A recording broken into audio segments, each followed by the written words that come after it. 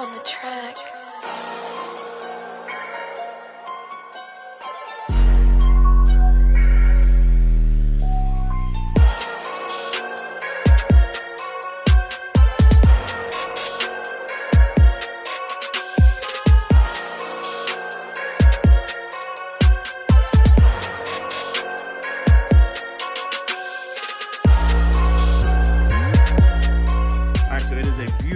Saturday morning, and we're gonna make some more progress on this guy. So decided to go ahead and plug in the block heater this morning to cook to old, bring it up to where it's boiling, to make sure we don't have no condensation in the motor.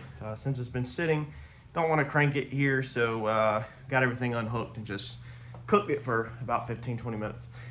We went and picked up our rear end yesterday, so it's a little windy outside, so bear with me. But I'm gonna show y'all where we've been at and kind of what's been taking us so long. We've got all of our brackets in. So we got all of our brackets from Tin Soldier race cars. Got everything that we want for that. And we picked up an axle actually last weekend. So the weekend that we were at MPK, I picked one up from Brian at Brian's shop, but it ended up being a Mustang axle. So I'm gonna show you here in a second, but on the Mustang axles, the 8/8s, there's a couple differences. As you can tell, it is a beautiful morning down here in North Carolina. Look, I even flooded a driveway, drained a hot water heater this morning. So this is a Mustang 8/8. All right, so in your Mustang 8/8, your axle tubes are 275 in diameter. Now you can see this is where people weld them up.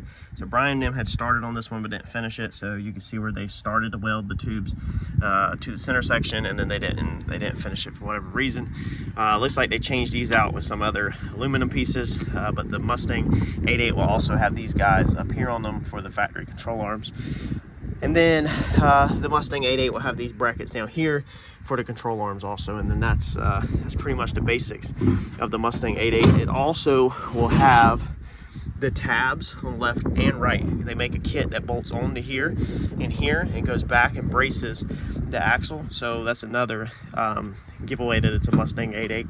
So that's pretty much it. But like I said, our biggest thing was I didn't want these small tubes, and I didn't pay attention when me and Brian trunked it in my truck. So we went yesterday and grabbed this guy. This is the Ford Explorer 8/8.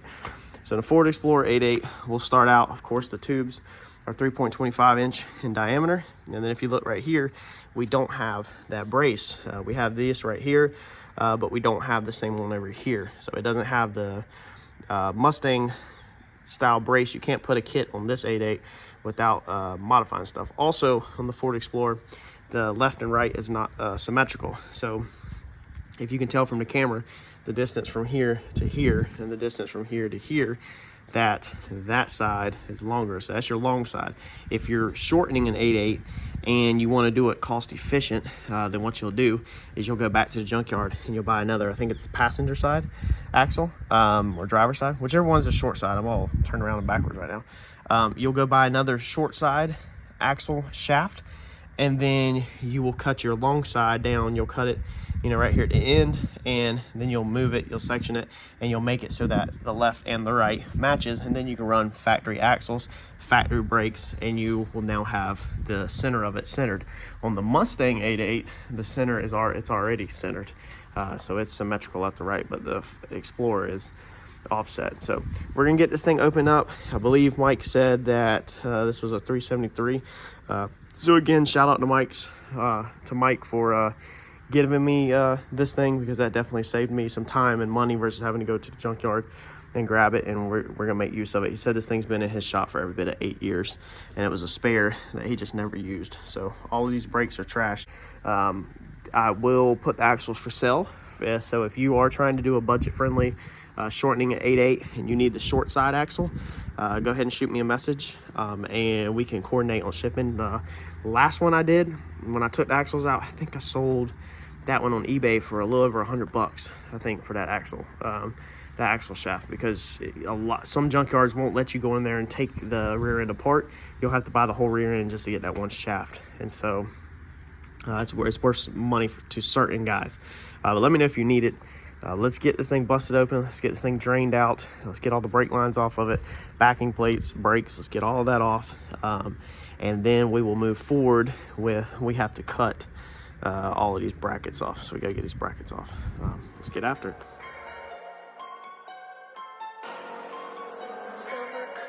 On the track.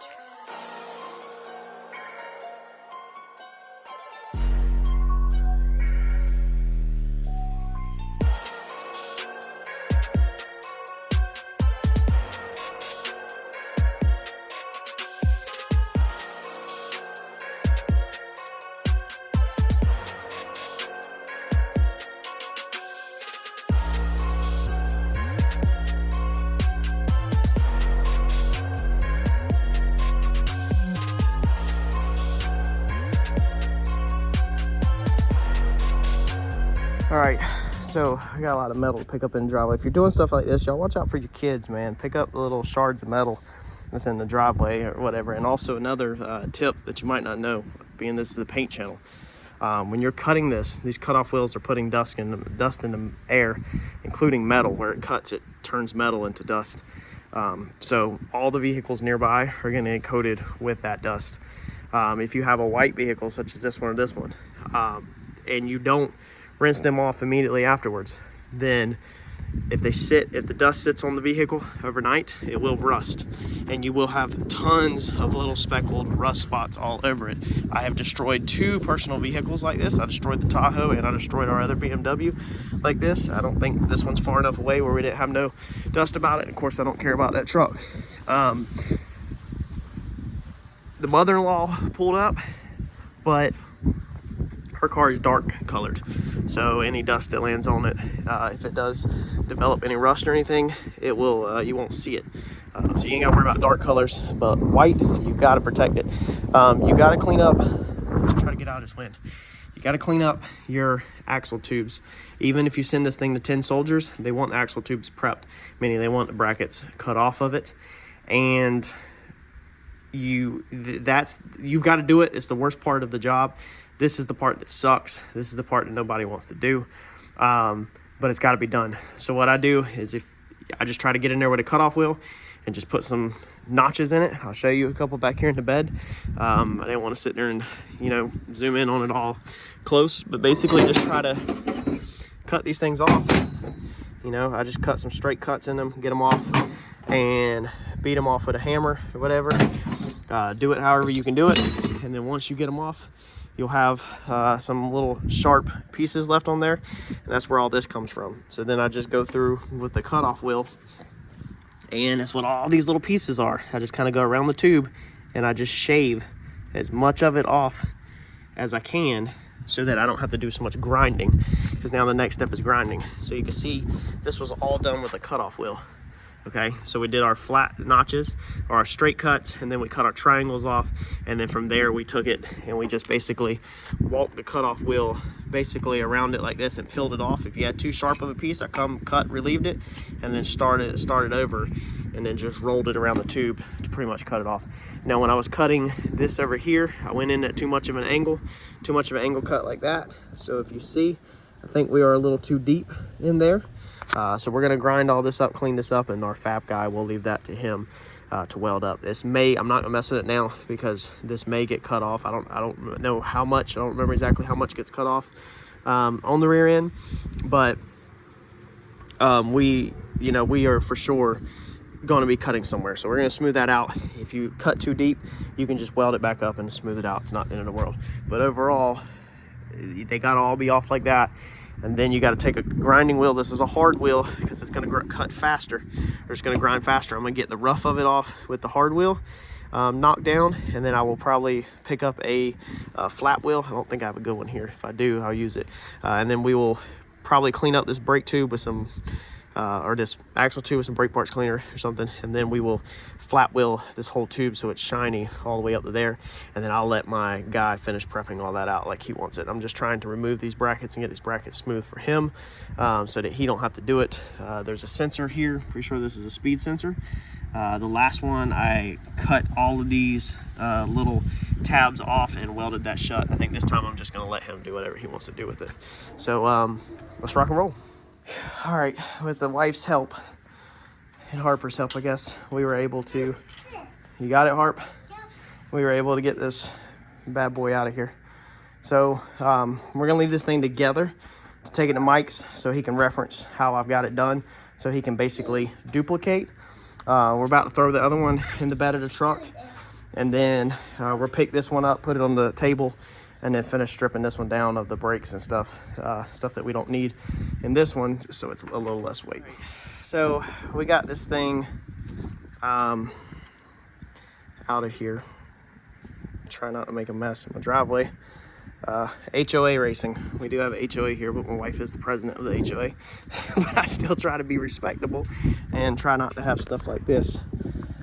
Try not to be the trashy neighbor. So here's my rear end setup for anybody who we've never really been able to get good film of it because it's always been in the car. It's the first time it's been out of the car since we welded the brackets. We've had no issues out of this rear end at all.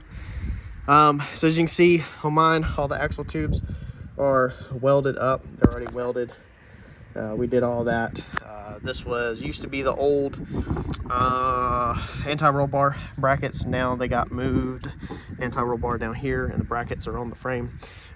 You can see where the tubes go all the way, and then the 9-inch end caps are welded to the end. Now the end cap, I'll show you here in a second, but the end cap actually goes inside of that tube. So what you do is you find your length of your tube. Pardon the wind noise again, it's crazy today. You find your length of your tube, you cut it, and then you put your end cap in it and you weld it. That's how you put these 4 9-inch on here. So there's no C-clip eliminators or anything like that, like we were talking about on the previous video. Let me get this brake off, and then I'll show you how all that looks. Spool, I mean, pretty straightforward. Adjustable shock brackets, which we're using different ones, I think, and we're gonna possibly use Randy's old anti-roll bar. So I'll actually probably make a anti-roll bar change. You can see that this one over here has a little bit of play. This is just like the cheap Summit Racing or Jegs anti-roll bar. I mean, this was way before. Yeah, look. So that one over there is not moving. This one has some play, but this car still goes straight as arrow down the track. Like it has never, I've never had to wheel this car. I've never had to drive this car. This car just pointed straight and it goes straight, issue free. Besides when we broke the rear end. So it's got Moser axles, 35 spline axles. I think we pretty much showed that in the other video. Big guys, big guys. So let's get this side pulled out and we'll go from there. Our wishbone hookup is down here. It's not the best. I welded this laying underneath the car. That is our old panhard bar, diagonal bar bracket. We don't need none of that no more. And that is where we blocked off that piece that's in the other rear end. Strange end on it. Drive shaft speed sensor. So pretty straightforward build. Nothing crazy. Out of the ordinary. Let's pull these brakes off and then we'll go from there. I know when we put them back on, we need to go ahead and cut off these e-brake cable things to shave a couple ounces off the rear end. So let's pull this brake off. All right, so we took this side apart, pulled it out, and then I put this back together just so that if this takes, you know, 2-3 weeks, I don't forget how it went back together, even though I do have video. So you've got this horseshoe piece right here, this Moser horseshoe piece that slips over, and that's what locked the bearing and the axle in. All that holds it. This all bolts to this, so everything goes backwards just like that. And then you've got your Ford 9-inch bearing with the O-ring that slips inside the 9-inch end. So this is 9-inch housing, 9-inch big bearing, pretty much a Ford 9-inch axle, cut the link, Moser, 35 spline. Pretty decent setup. I haven't had no problems out of them. I'm extremely happy with these axles. So let's put this to the side with these other axles. Here's a good example of the links. So we've got our axle, we've got the short side of a Ford Explorer. Let's get down level. And we got the long side of a Ford Explorer. So that shows you how much my rear end is narrowed. So it's narrowed even more than the factory short side. This is also a perfect example of the C-clips. So if your axle had C-clips and you were running C-clip eliminators, then you would be left with this right here. There just won't be no C-clips here. You'd be running C-clip eliminators on the end down there. This axle cannot run C-clip eliminators because there's no C-clip to eliminate. The C-clip's already gone. There's none there. So that's where the C-clip goes. It's a little C-shaped thing that goes on it. If anybody does not know, because there's all, you know, there could be somebody out there. I used to not know this stuff. This is what a C-clip is, and it slips over like that, okay? And it goes in your axle, and that's what holds your axle in.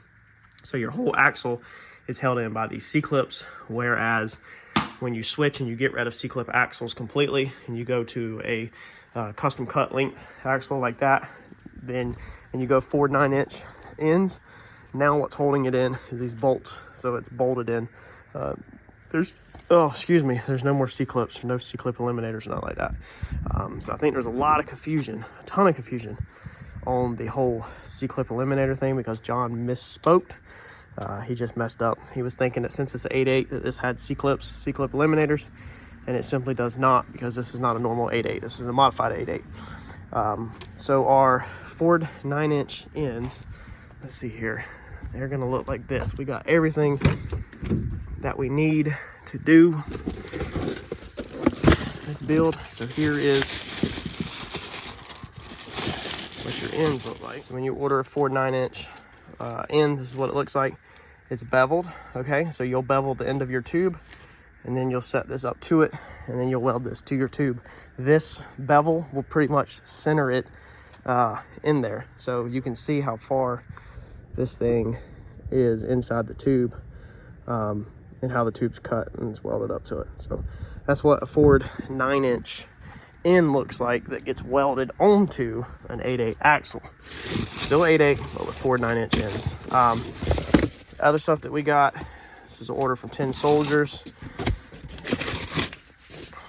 Take these papers out of here. So we got the new billet shock brackets. So these are going to be our new shock brackets. We're getting rid of the old ones. And then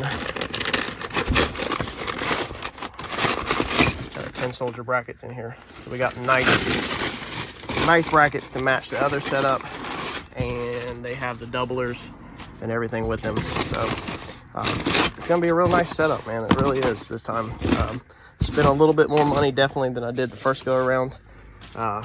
You know, on the bracket. These brackets on here are just a cheap run-of-the-mill, old school 4-link brackets that's been used for years and years and years and years. There's nothing wrong with it. I mean, my car goes perfectly straight with these brackets. It's just we are trying to simply match our rear end to our car. So being we have 10 Soldiers 4-link low prep brackets on the front, we wanted the matching brackets to work with them so that they work together. So the rear end works together better at the correct angles, you know, with matching brackets that are meant to be together. They're designed to work together versus matched brackets. And you see what I did here is I just simply took this was a shock bracket, but then I cut it off and modified it and welded it and all of that stuff to make it where it's adjustable.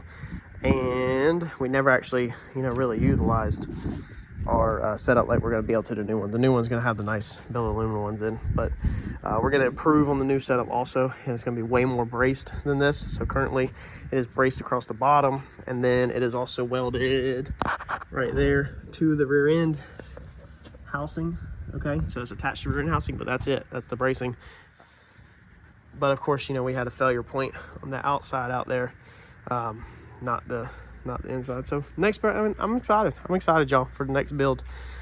So smash that like button, stick around, because y'all are gonna get to see what we changed on this one.